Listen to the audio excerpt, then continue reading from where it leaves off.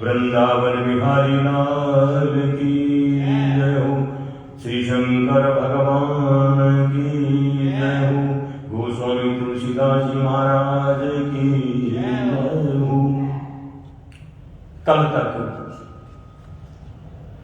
भक्तराज गोस्वामी तुलसीदास जी की जीवन गाथा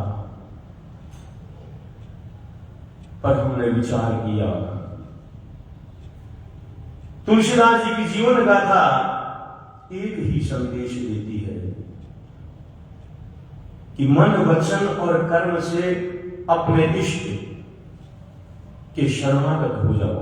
और यही बात भगवान श्री कृष्ण ने भी गीता के 18वें अध्याय के 66वें श्लोक में अर्जुन से कही कि सर्वधर्मान् परित्यज्य मां एकं शरणं व्रज अहं त्वां सर्वपापेभ्यो मोक्षयिष्यामि। अर्जुन, सब धर्मों के आश्रय को छोड़कर एकमात्र मेरी शरण हो जा। अहं त्वां सर्व पापेभ्यो मोक्षयिष्यामि मा शुचः। तू कितना ही पापी हो, तेरे सब पापों का क्षय करके तुम्हें मोक्ष प्रदान कर दूंगा। और इस अध्याय में तो भगवान ने अपने भक्त के लिए 65वें श्लोक में प्रतिज्ञा भी की है, मन मना भव मद भक्तो मां, मन मना भव मद भक्तो मामे वैसे। और हे अर्जुन, तुम जब मुझमें मन वाला हो जाएगा, मन मना भव मद भक्तो मध्यादि मां नमस्कुरु मामे वैसे सत्यम के प्रतिज्ञाने प्रियो प्रसीदे। मन मना भव मद भक्तो मध्यादि मां नमस्कुरु, तू मुझमें मन वाला हो, मेरा भक्त हो, मेरा ही यजन करने वाला हो। अर्जुन, मैं सत्य प्रतिज्ञा करता हूं, इस प्रकार तुम युक्त चित्त होकर मेरी शरण हो जाएगा तो फिर तेरा अकल्याण कभी नहीं होगा, कल्याण ही होगा। और देखा जाए तो इस सनातन संस्कृति क्या संपूर्ण विश्व में ऐसा कोई मत, पंथ, संप्रदाय अथवा धर्म नहीं जहां पर परमात्मा ने इतना स्पष्ट रूप से अपने भक्त को संदेश दिया हो। अब केवल जरूरत है तो उस परमात्मा के शरणागत होने की। हम सौभाग्यशाली हैं कि इस भारतवर्ष में हमारा जन्म हुआ जहां पर ऐसे गीता का गान करने वाले भगवान श्री कृष्ण की पावन गीता हमें मिली है। और इसको पाकर के भी अब अगर हम गीता के अनुसार अपने जीवन का निर्वाह न करें तो हमसे अधिक मूर्ख और कौन होगा। और जैसे क्योंकि 4 युगों का वर्णन प्रथम दिवस आपके समक्ष किया गया था। युग धर्म की दृष्टि से देखा जाए तो कलयुग का युग धर्म भगवान की केवल गुणगान करने में है। आप कुछ नहीं जानते, चाहे आप बड़े बड़े यज्ञ नहीं करते, बड़े बड़े हवन नहीं करते, बड़ी बड़ी तपस्या नहीं होती, ध्यान नहीं कर सकते, लेकिन अगर आप सच्चे मन से परमात्मा के सम्मुख होकर उसके नाम का संकीर्तन भी करते हैं तो आप मोक्ष के अधिकारी हो जाएंगे। स्वामी राम सुदास जी महाराज ने इसीलिए तो कहा था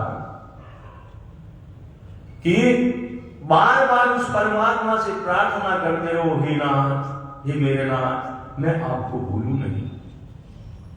प्रारंभ में हो सकता है हमें यह नाटक लगे, लेकिन धीरे धीरे यह बात मन में इतनी बैठ जाएगी कि अंतरतम से निकलने लगेगी। और जब अंतरतम से बात निकलती है तो मेरा प्रभु उसको नकार नहीं सकता। बहुत से उदाहरण भरे पड़े हैं हमारे शास्त्रों में। अंतिम समय में भगवान के नाम के स्मरण पर मुक्ति प्राप्त करने के। तो सज्जनों, जैसे धर्म के 4 चरण माने गए हैं, सत्य, दया, तप और दान, ये धर्म के 4 चरण भागवत में वर्णित किए गए हैं। वैसे ही अधर्म के भी 4 चरण माने गए हैं। पहला है असत्य, दूसरा हिंसा, तीसरा असंतोष और चौथा है कलह। और कलयुग में अधर्म के ये 4 चरण दिखाई देते हैं। सत्य भाषण नहीं रहा, अहिंसा लुप्त प्राय हो रही है, उसकी जगह हिंसा का बोलबाला है। चाहे अरबपति हो गया, लेकिन मन से तृष्णा नहीं जाती, मैं कुछ और कमाऊं। तो इस प्रकार असंतोष का बोलबाला भी कलयुग में हम देख रहे हैं। और कलह, छोटी छोटी बातों पर मनुष्य एक दूसरे का शत्रु बन जाता है। लेकिन कलयुग का एक विशेष धर्म, जिसके कारण से महाराज परीक्षित ने इस कलयुग का संहार नहीं किया। भागवत में वर्णन आता है कि जब राजा परीक्षित मृगया के लिए, शिकार के लिए वन में निकले तो सबसे पहले उन्होंने देखा कि एक गाय और एक पैर का बैल दोनों आपस में बतिया रहे हैं। और तभी एक काला कलूटा पुरुष उस गाय को हाथ में तलवार लेकर के मारने के लिए आता है। राजा परीक्षित ने, पांडवों का वंशज है, एक गाय पर अत्याचार, ब्राह्मणों पर अत्याचार कैसे देख सकता है। और राजा परीक्षित ने तत्काल तलवार निकाल करके उसको ललकारा, अरे दुष्ट, मेरे राज्य में गौओं पर अत्याचार करने वाला तू कौन है? मैं तुझे आज जिंदा नहीं छोड़ूंगा। और वह कलयुग राजा परीक्षित के चरणों में गिर पड़ा, महाराज अब मेरा समय है। 4 स्थान राजा परीक्षित ने उसे देकर के 5वां स्थान उसने और मांगा तो स्वर्ण में उसका वास बता करके उसको छोड़ दिया। कारण कि कलयुग में बहुत से अवगुण हैं, लेकिन एक गुण है कि कलिकाल में अगर भगवान के नाम का संकीर्तन किया जाए, भगवान का नाम लिया जाए, तो मनुष्य कल्याण का भागी बन जाता है, मोक्ष पद का गामी बन जाता है। तो इस कलिकाल में चारों चरण जो धर्म के हैं उनका चतुर्थांश मात्र ही बाकी रह जाता है, और कलयुग अपने जब चरम पर होता है तो यह चतुर्थांश भी लुप्त हो जाता है। इस अवस्था में जबकि पृथ्वी पर से धर्म लुप्त हो रहा हो तो स्वाभाविक है कि मनुष्य पाप कर्मों में प्रवृत्त होगा। कई बार हम मन में विचार करते हैं कि ऐसा क्यों हो रहा है, चारों तरफ पापाचार क्यों बढ़ रहा है, अत्याचार क्यों बढ़ रहा है, हिंसा क्यों बढ़ रही है। लेकिन शास्त्र कहता है कि यह युग का प्रभाव है, और अगर इनसे बचना है तो भगवान नाम की शरण लेनी ही पड़ेगी। श्रीमद् भागवत जी में भी वर्णन आता है,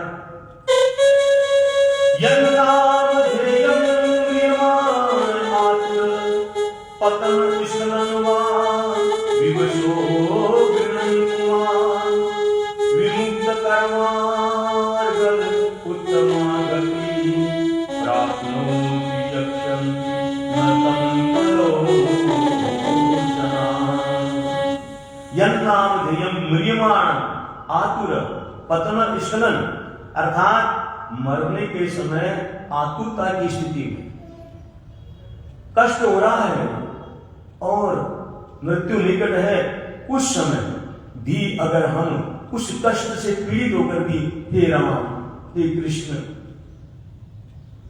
इसका उच्चारण करते हैं, अथवा गिरते फिसलते समय या विवश होकर भी प्रभु का नाम लिया जाए तो भी वो सारे कर्म बंधन को काटने वाला साबित हो जाता है और मनुष्य उत्तम गति को प्राप्त करता है। और इसीलिए सतत नाम जप करने की प्रेरणा संत जन देते हैं ताकि हमारा अभ्यास हो जाए। अन्यथा जब भी कष्ट आता है मनुष्य के मुख से हे मां हे पिताजी अथवा जो भी प्रिय है उसी का नाम निकलता है। अगर सतत अभ्यास होगा तो हमारे जीवन में कोई कष्ट आएगा, गिरेंगे पड़ेंगे अथवा आतुर होंगे, इष्ट का नाम ही निकलेगा। लेकिन यह अभ्यास का विषय है, अभ्यास किए बिना ऐसा हो नहीं सकता।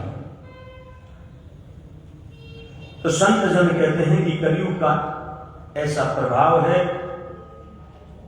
जिसमें धर्म के चारों चरण लुप्त हो रहे हैं, और फिर भी भगवान ने कृपा करके हमारे ऋषियों ने जिन्होंने अपने आत्मा में ही उस परमात्मा का दर्शन किया है, इतना सरल उपाय हम मनुष्यों के लिए, कलयुगी लोगों के लिए बताया है। लेकिन दुर्भाग्य इसके बाद भी भगवान नाम से हम विमुख हो जाते हैं, तो इसमें हमारी ही अपनी गलती है। भक्तिमती मीरा ने बड़ा ही सुंदर पद लिखते हुए कहा है,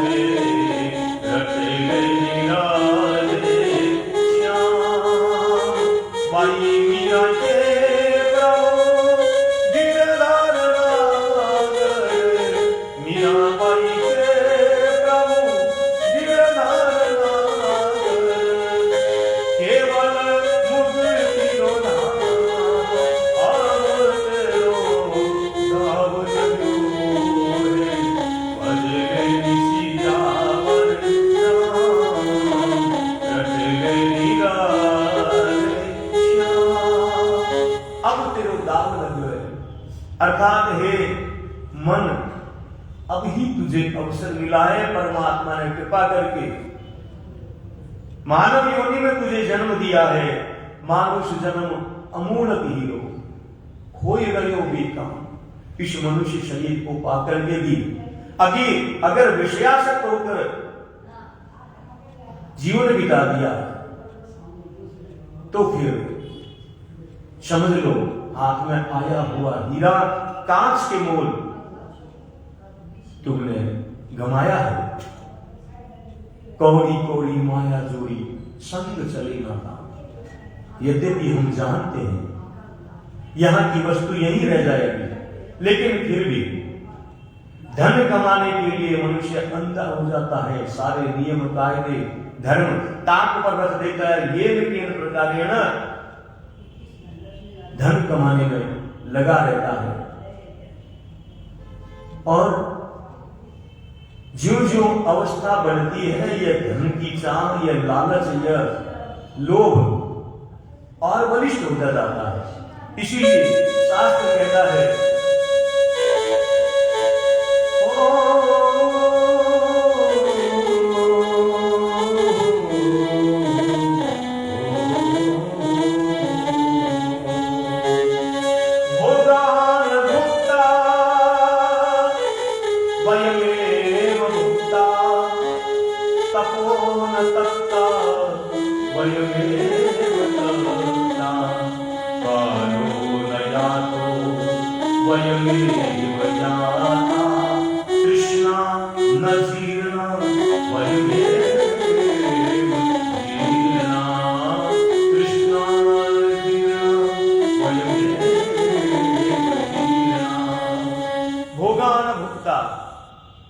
वयमेव भोक्ता।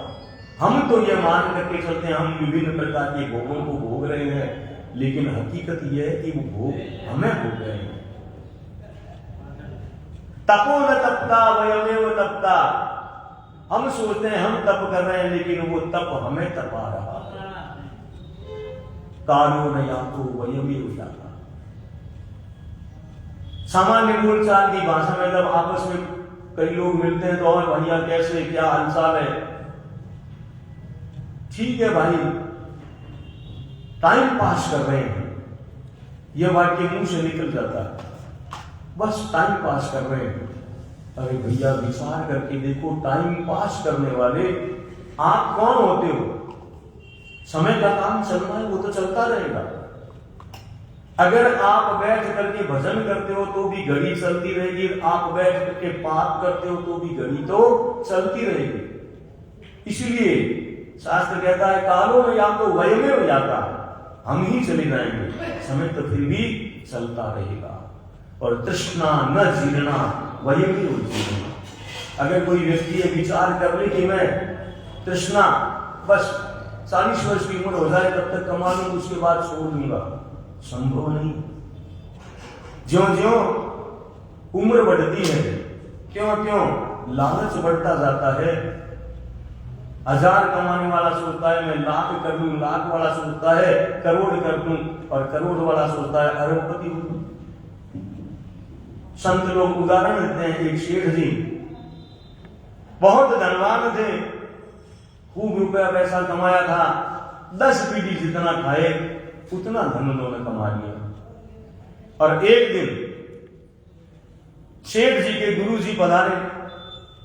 शेठ जी ने गुरु जी की बड़ी आव व्यक्त की, आसन पर बैठाया, पाद प्रक्षालन किया और उसके बाद भोजन करवाया।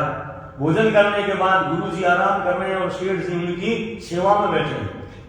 गुरु जी पूछने लगे क्यों चेला, क्या हालचाल है? बोले महाराज बिल्कुल ठीक है, आपकी कृपा है। लेकिन कोई छोटी मोटी चिंता भी हो तो गुरुजी ने पूछ लिया कि कोई भी कष्ट है, कोई है तो बात मुझे बताओ।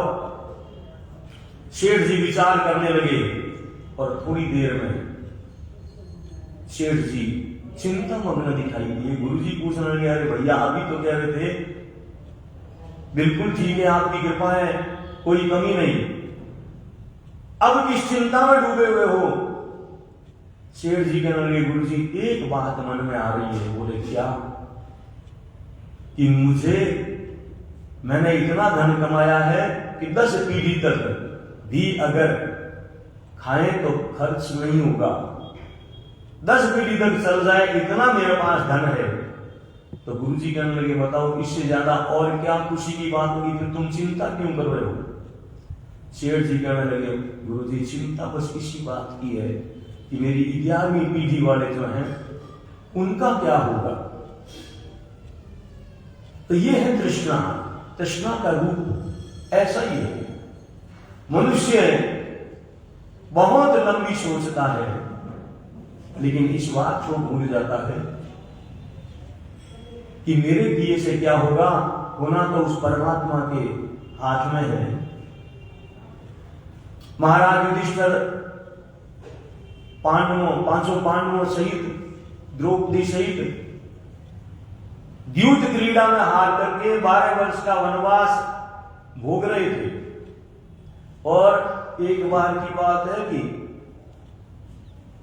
उस जंगल में उन्हें प्यास सताने लगी और अपने भाइयों से कहा कि भाई जाकर के देखो यहां कहीं आसपास कोई जल मिल जाए तो। चारों भाई गए, लेकिन लौट करके कोई नहीं आया। और युधिष्ठिर जी महाराज उनको ढूंढते ढूंढते जब गए तो देखा एक तालाब के किनारे चारों भाई बेहोश अवस्था में पड़े हैं। और युधिष्ठिर जी को बहुत प्यास लग रही थी। युधिष्ठिर जी जल भरने के लिए उस तालाब के पास पहुंचे तो आवाज आई कि महाराज युधिष्ठिर जी, मैं फला यक्ष हूं और इस तालाब का पानी पीने से पहले आपको मेरे प्रश्न का जवाब देना होगा। आपके चारों भाइयों ने ऐसा ही किया, मेरी अनसुनी कर दी, मेरे प्रश्नों का जवाब नहीं दिया, इसके कारण ये बेहोश होकर के पड़े हैं। और आपकी भी यही गति होगी अगर आपने मेरे प्रश्न का जवाब नहीं दिया। युधिष्ठिर जी रुक गए, कहने लगे, भैया बताओ क्या प्रश्न है आपका?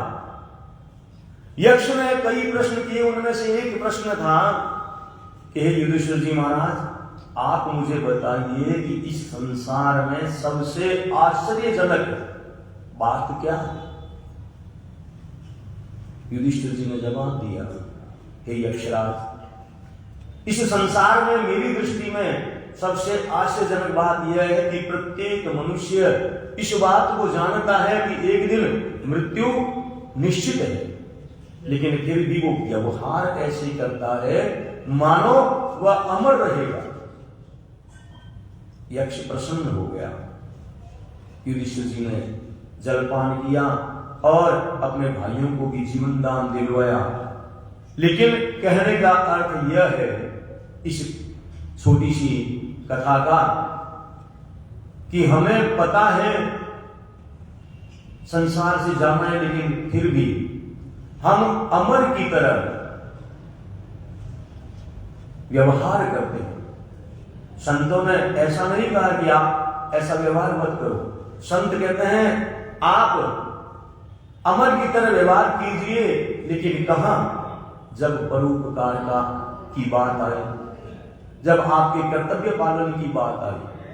लेकिन पाप कर्म में लिप्त होने से पहले यह सोच लो कि मैं यह फला पाप करूंगा, लेकिन इस पाप का मुझे क्या फायदा होगा? मुझे तो एक दिन संसार छोड़ करके जाना है।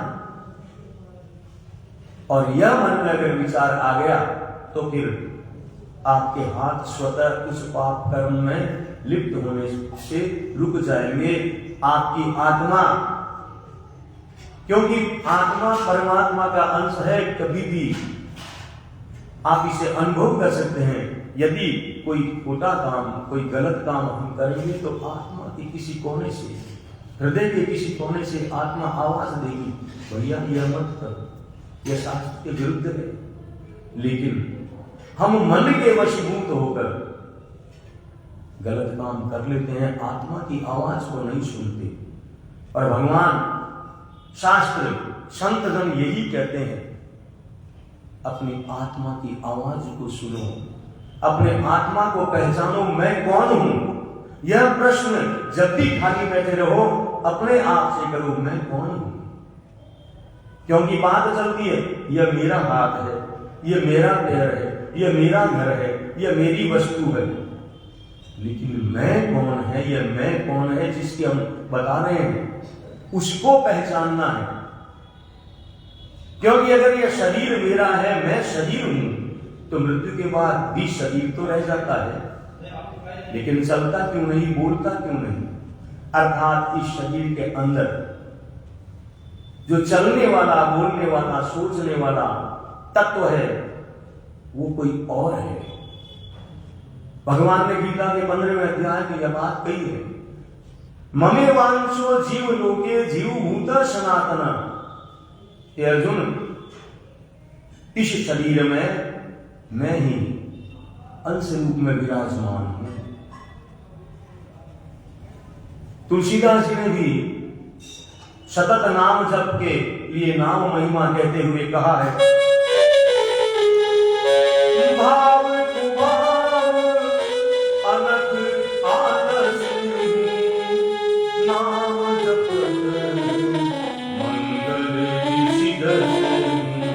भाव कुभाव अनक आलस नाम जपत मंगल सिद्धि। भाव कुभाव अनक आलस नाम जपत मंगल सिद्धि। राम नाम सुंदर करतारी, राम नाम सुंदर करतारी। संशय विवर्ग उड़ावन भारी, संशय विवर्ग उड़ावन भारी। बोलिए सियावर रामचंद्र भगवान की जय। भाव कुभाव अनक आलस, कैसे भी आप भगवान का नाम लो, वह कल्याण करने वाला ही होता है। राम नाम सुंदर करतारी, संशय व्यग उड़ावन हारी।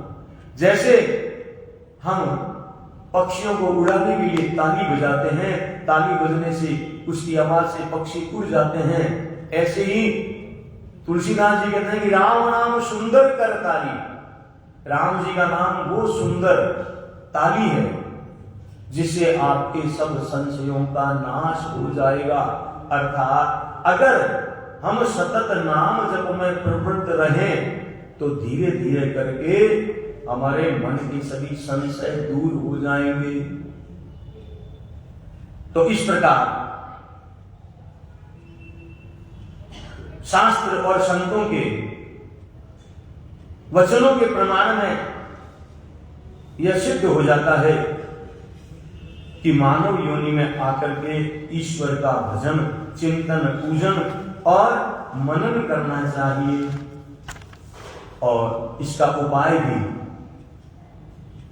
भगवान ने गीता में बताया, तुलसीदास जी ने मानस में बताया कि सतत अभ्यास करो। अभ्यास करने से नाम जप स्वतः मन ही मन होने लगेगा।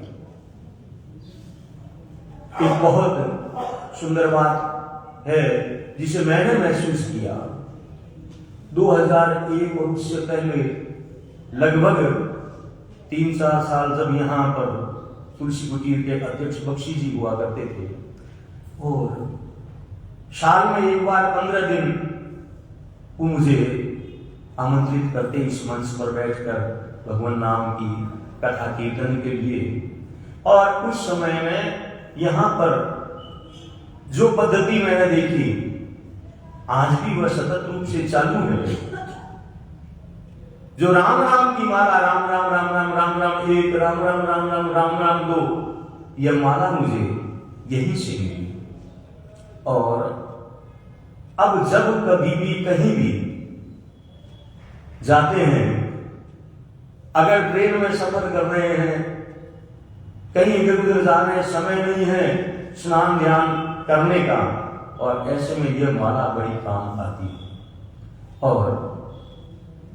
और तो और यह मेरा अनुभव है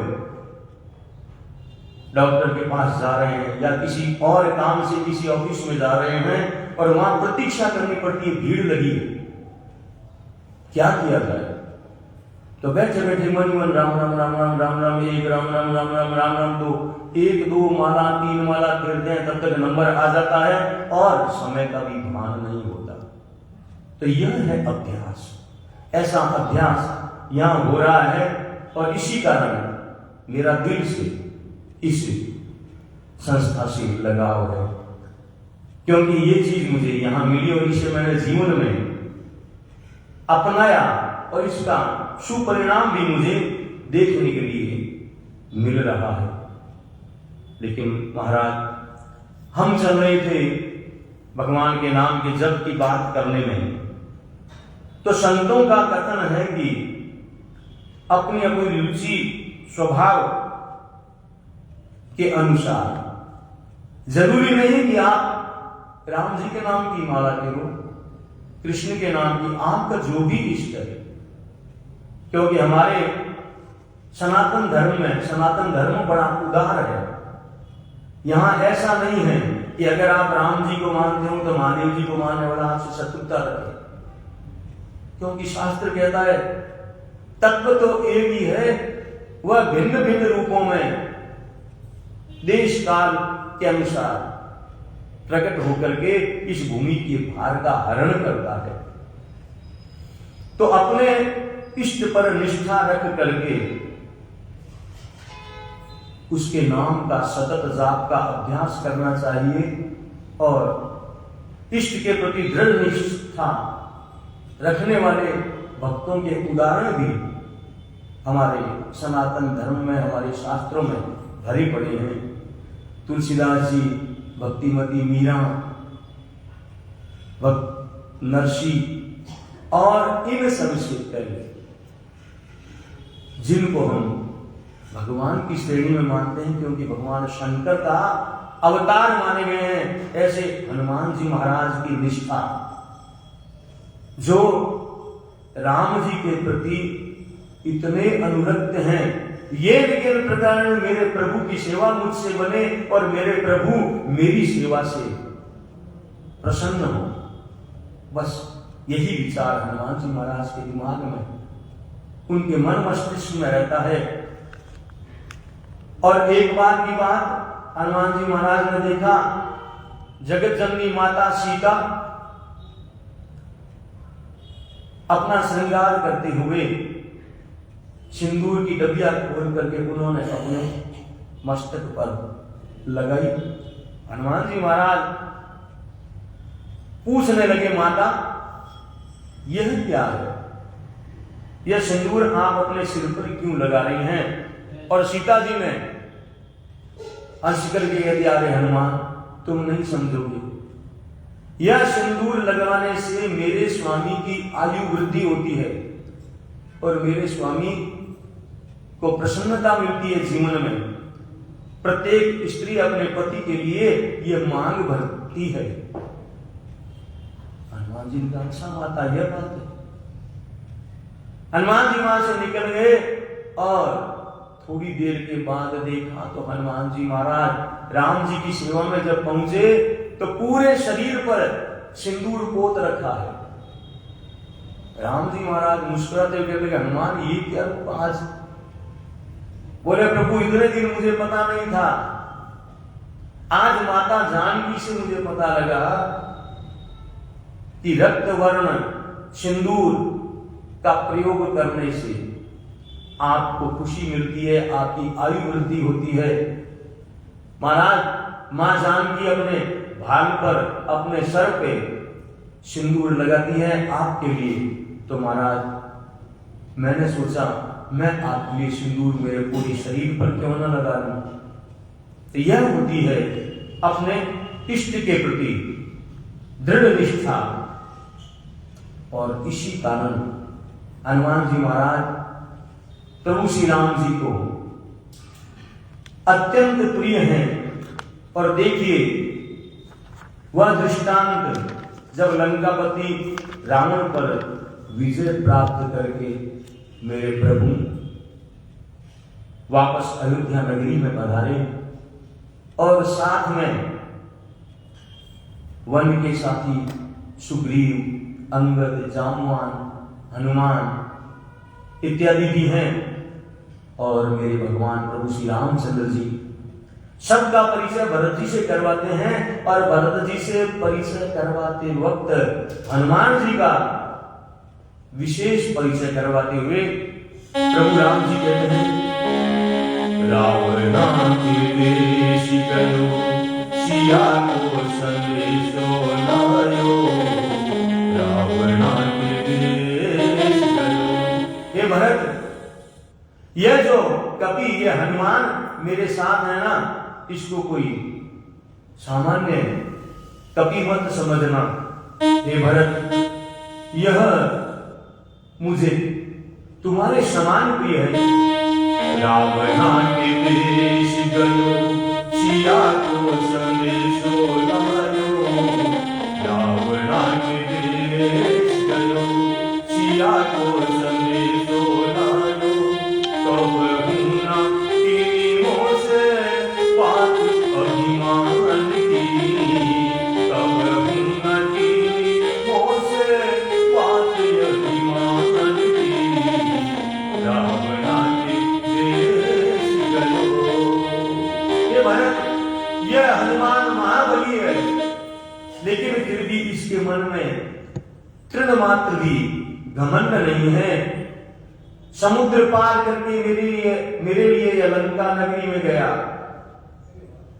मेरी मुद्रिका सीता को निशानी के रूप में प्रदान करी, अभिमानी रावण की लंका का दहन कर दिया। लेकिन फिर भी जब वापस आया, मैंने पूछा कि अरे हनुमान, तुमने उस दुष्ट रावण की लंका का दहन कैसे किया? तो यह सहज भाव से कहता है, नाथ न कछु मोरी प्रभुताई, इसमें मेरी कोई प्रभुताई नहीं है, आपकी कृपा है। छिन में समुंदर कूदे, पल में पहाड़ लाए, छिन में समुंदर कूदो, पल में पहाड़ लायो, लायो वो संजीवन मुक्ति, लक्ष्मण के प्राण की, लायो वो संजीवन मुक्ति, लक्ष्मण के प्राण की, रावण के देश गयो, सिया को संदेशो लायो, रावण के देश गयो, सिया को संदेशो लायो, कब हुना तीनों से बात अभिमान की, रावण के देश गयो। कि जहाँ जहाँ भीड़ पड़ी, तहाँ तहाँ साज गई, जहाँ जहाँ भीड़ पड़ी, तहाँ तहाँ साज गई, लंका सारी सुंदराई, पानी नहीं आन की, लंका सारी सुंदराई, पानी नहीं आन की, रावण के देश गयो, सिया को संदेशो लायो, कब हुना तीनों से बात अभिमान की, रावण के देश।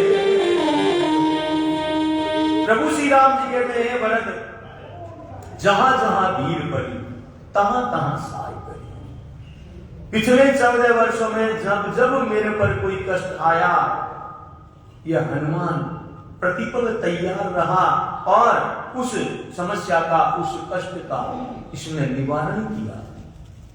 ये भैया भरत, मैं क्या बताऊं, तुम्हें स्वयं पता है, लक्ष्मण को जब मेघनाद की वीर घातिनी शक्ति लगी, लक्ष्मण मूर्छित हो गया, बचने की कोई आशा नहीं रही। लंका से वैद्य सुषेण को यह घर से उठा करके लाया, और सुषेण ने जब कहा कि महाराज लक्ष्मण जी एक ही युक्ति से बच सकते हैं, संजीवनी नाम की औषधि जो द्रोणाचल पर्वत पर है, उसे रात ही रात में कोई लाई। सूर्योदय के पश्चात लक्ष्मण के प्राण नहीं बचेंगे। और उस समय में यह महावीर हनुमान तत्काल खड़ा हो गया। द्रोणाचल पर्वत को लेकर के आ रहा था। भरत भैया तुम्हें तो पता है, तुमने इसे, मैंने हनुमान के मुख से सुना है, तुमने इसे कोई मेरा शत्रु जान करके तीर मार दिया और यह पर्वत सहित अयोध्या की भूमि पर गिरा। तत्पश्चात तुम्हारे बाण पर बैठ करके यह मेरे पास आया और सूर्योदय होने से पहले इसने संजीवनी बूटी ला करके भैया लक्ष्मण को जीवन दान दिया। हे भरत, मैं सत्य कहता हूं,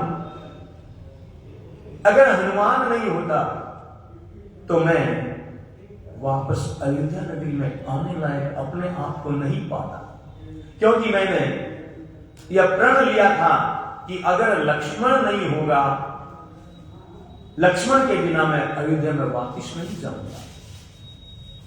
माता सुमित्रा ने कितने विश्वास के साथ लक्ष्मण को मुझे सौंपा और लक्ष्मण को यह कहा कि हे पुत्र, तुम्हारे लिए वही अयोध्या है जहां पर राम और सीता। माता सुमित्रा ने कहा, पुत्रवती जुगती जग सोई, जाकर भक्त रघुपति कर जाकर भक्त होई। जिसका पुत्र भगवान का भक्त है वही माता पुत्रवती है। और हे लक्ष्मण, आज तुमने मुझे पुत्रवती साबित कर दिया कि मैं वास्तव में एक भक्त पुत्र की मां हूं। तो ऐसी माता सुमित्रा को अगर मैं लक्ष्मण को साथ नहीं लाता तो कैसे मुख दिखलाता।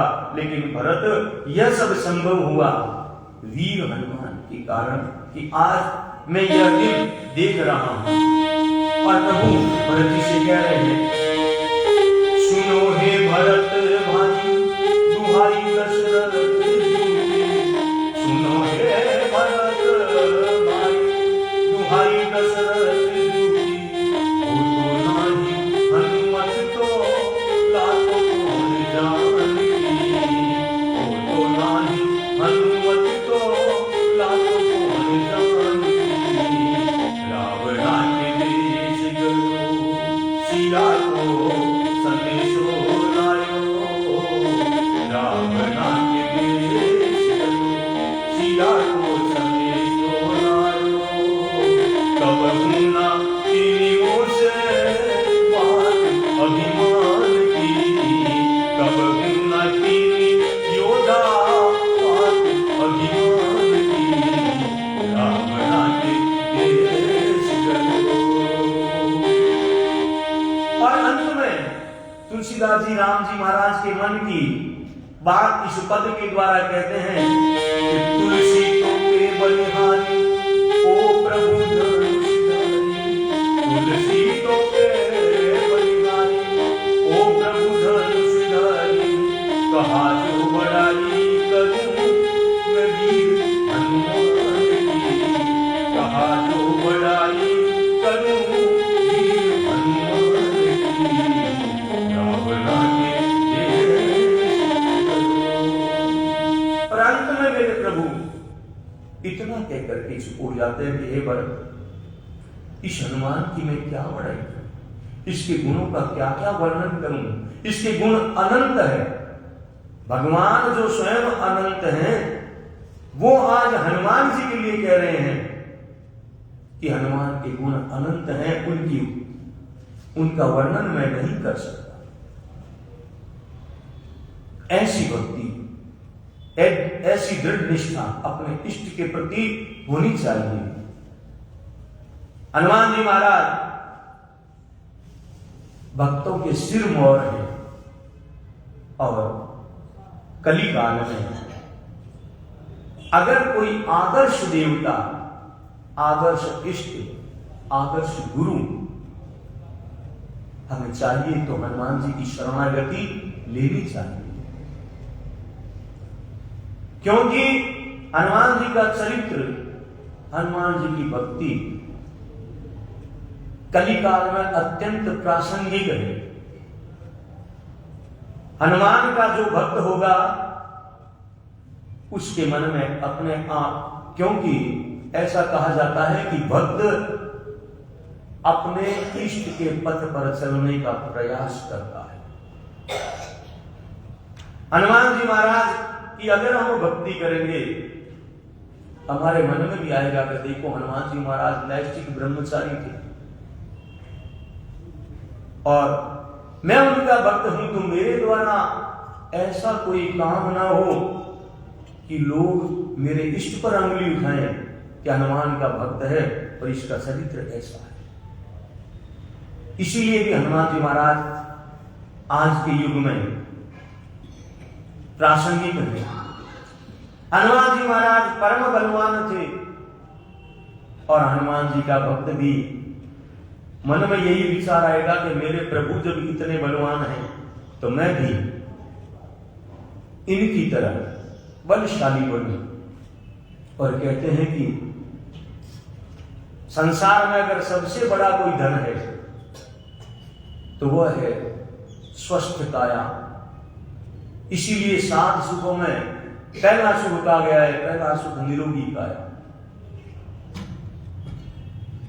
और अगर हम बात करें हनुमान जी की भक्ति की, तो मेरे प्रभु अपने इष्ट के प्रति दृढ़ निष्ठा वाले हैं, तो मुझे भी उनके ही समान उनके प्रति दृढ़ निष्ठा मन में रखनी चाहिए।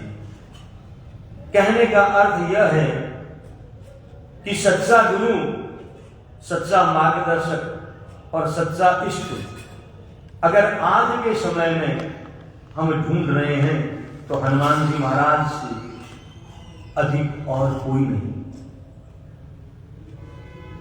लेकिन भाई हम कलयुगी भक्त हैं, हनुमान जी महाराज की कृपा हो जाए तो परम प्रभु राम जी का दर्शन सुगम तो हो सकता है, लेकिन इसके साथ साथ यह भी सत्य है कि हम युग से प्रभावित होकर के, युग धर्म से प्रभावित होकर गीता के सांख्य योग पर चलना हमारे लिए दुष्कर है और महाराज निष्काम भक्ति भी कर पाना हमारे लिए दुष्कर है, क्योंकि हम परिवार में रहते हैं। परिवार में जैसे नानी बाई कहती थी नरसिंह जी को, हे पिताजी आप तो अकेले रहते हो, आगे पीछे आपके कोई नहीं है, इसलिए आपको परिवार में रहने वाले की पीड़ा का क्या पता। मेरी सास, मेरा देवर, मेरी ननद सब, और यहां तक कि मेरी पड़ोस में भी मुझे तरह तरह के ताने आपको लेकर के देती है। इसलिए हे पिताजी आपका वह सांवरा सेठ कब आएगा मुझे विश्वास नहीं।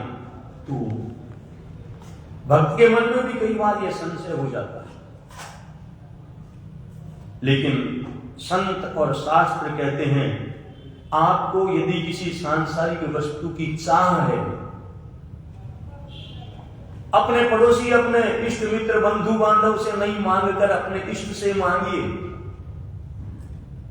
उनसे अगर आप मांगोगे तो आपकी झोली कभी खाली नहीं रहेगी। संसार के लोग तो मना कर सकते हैं, लेकिन आपका इष्ट अगर आपकी निष्ठा दृढ़ है तो आपके द्वारा वांछित सभी भोग आपको प्रदान करेंगे और साथ में मोक्ष भी प्रदान करेंगे। इसीलिए किसी कवि ने बड़े सुंदर शब्दों में वर्णन किया है, मांगने की आदत जाती नहीं, मांगने की आदत जाती नहीं, पर बाबा तेरे आगे लाज मुझे आती नहीं।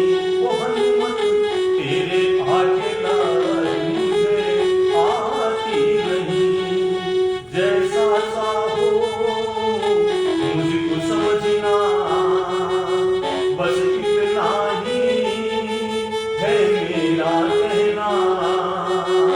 जैसा सा हो वैसा समझना, बस इतना ही है मेरा कहना।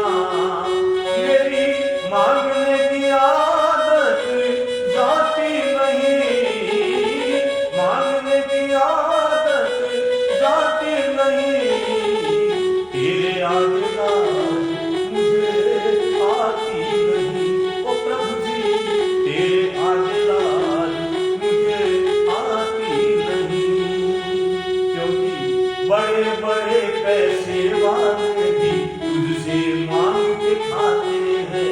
बड़े बड़े पैसे वाले भी तेरे दर पर आते हैं। मुझको है मालूम कि वो भी तुझसे मांग के खाते हैं। मुझको है मालूम कि वो भी तुझसे मांग के खाते हैं। देने में तू घबराता नहीं, देने में तू घबराता नहीं, इसीलिए तेरे आगे लाज मुझे आती नहीं। ओ बाबा तेरे आगे लाज मुझे आती नहीं। और हे महाराज, हे मेरे प्रभु, हे बजरंगबली, अगर मैं आपसे शर्म करूंगा तो कहां जाऊंगा? तुमसे बाबा शर्म करूं तो और कहां मैं जाऊंगा? तुमसे बाबा शर्म करूं तो और कहां मैं जाऊंगा? मेरे इस परिवार का खर्चा फूल कहां से पाऊंगा? मेरे इस परिवार का खर्चा फूल कहां से लाऊंगा? झोली हर कहीं फैलाई जाती नहीं, झोली हर कहीं फैलाई जाती नहीं, तेरे आगे लाज मुझे आती नहीं। ओ बाबा तेरे आगे लाज मुझे आती नहीं। यद्यपि हे प्रभु, मैं जानता हूं कि आप बिना मांगे सब कुछ देने वाले हो, आप अहेतु की कृपा करने वाले हो, लेकिन मैं मानव स्वभाव के वशीभूत होकर, आपकी माया में लिप्त होकर मन को वश में नहीं कर पा रहा हूं। इसीलिए मैं बार बार आपसे मांग करता हूं कि तुम ही करता मेरी चिंता, तुम गुजारा चलता है। तुम ही करता मेरी चिंता, तुम गुजारा चलता है। कहे पवन की तुमसे ज्यादा कोई नहीं कर सकता है। कहे पवन की तुमसे ज्यादा कोई नहीं कर सकता है। ये दुनिया तो बिगड़ी बनाती नहीं, दुनिया तो बिगड़ी बनाती नहीं, तेरे आगे लाज आती नहीं। ओ बाबा तेरे आगे लाज मुझे आती नहीं। मांगने की आदत जाती नहीं, मांगने की आदत जाती नहीं, तेरे आगे लाज मुझे आती नहीं। बाबा तेरे आगे लाज मुझे आती नहीं। चाहे जैसा मुझको समझना, बस इतना ही है मेरा कहना। चाहे जैसा मुझको समझना, बस इतना ही है मेरा कहना। मांगने की आदत जाती नहीं, मांगने की आदत जाती नहीं, तेरे आगे लाज मुझे आती नहीं। ओ बाबा तेरे आगे लाज मुझे आती नहीं। बोलिए बजरंगबली। इस प्रकार अपने इष्ट के प्रति दृढ़ निष्ठा रखते हुए भक्त चाहे अपनी सब मन की इच्छा अपनी मांगे भगवान के सामने रख सकता है। यद्यपि भगवान तो बड़े दयालु है, बिना मांगे सब देते हैं, घट घट की जानने वाले, लेकिन फिर भी अगर मन में धैर्य न हो तो मांगो, दिल खोल करके मांगो, लेकिन उस परमात्मा से, अपने इष्ट से मांगो। हनुमान जी महाराज की भक्ति के क्रम में आज यह प्रसंग यहां विराम देते हैं और कल से हनुमान जी महाराज की मंगलमयी पावन कथा यहाँ वर्णन करने का विचार है। बाबा बजरंगबली का किस प्रकार से जन्म हुआ, इनके जन्म की भिन्न भिन्न शास्त्रों के अनुसार बहुत सी घटनाएं शास्त्रों में वर्णित है। उन सब का वर्णन करते हुए बाबा बजरंगबली की बाल लीला और कलिकाल में हनुमान जी महाराज की भक्ति का महत्व आपको बता ही चुका हूं। और यह निश्चित जानिए, हनुमान जी महाराज इस कलिकाल में अपने भक्त को मोक्ष पद पर चलाने वाले जागृत देवता हैं, क्योंकि 7 चिरंजीवी शास्त्र में बताए गए हैं। 7 लोग हैं जो चिरंजीवी हैं, उनमें हनुमान जी महाराज का नाम लेते हुए शास्त्र कहता है कि अश्वत्थामा बलिर्व्यासो हनुमानश्च विभीषणः कृपः परशुरामश्च सप्तेते चिरजीवी। अश्वत्थामा बलि और वेदों का विस्तार करने वाले वेद व्यास जी, कृष्णदेव व्यास, हनुमान जी विभीषण, कृपाचार्य, परशुराम, ये 7 चिरजीवी है। लेकिन इनमें एकमात्र हनुमान जी महाराज ही ऐसे हैं जो जब तक प्रभु श्री रामचंद्र जी का नाम इस भूमंडल पर रहेगा तब तक रहेंगे। इसलिए हनुमान जी महाराज की भक्ति आज के युग में बहुत प्रासंगिक है। आइए 2 मिनट नाम संकीर्तन के साथ आज के इस सत्र को विराम दें। तत्पश्चात आरती और नाम माला इत्यादि जो भी अपना नैमित्तिक कार्य है वह होगा। हरे रामा रामा रामा हरे हरे, हरे रामा रामा रामा हरे हरे, हरे कृष्णा कृष्णा कृष्णा हरे हरे, हरे कृष्णा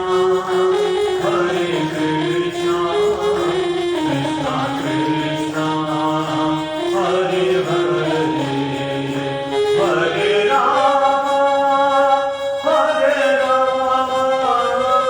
राम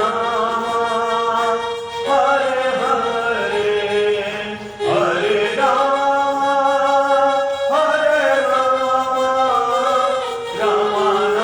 राम हरे हरे, हरे कृष्णा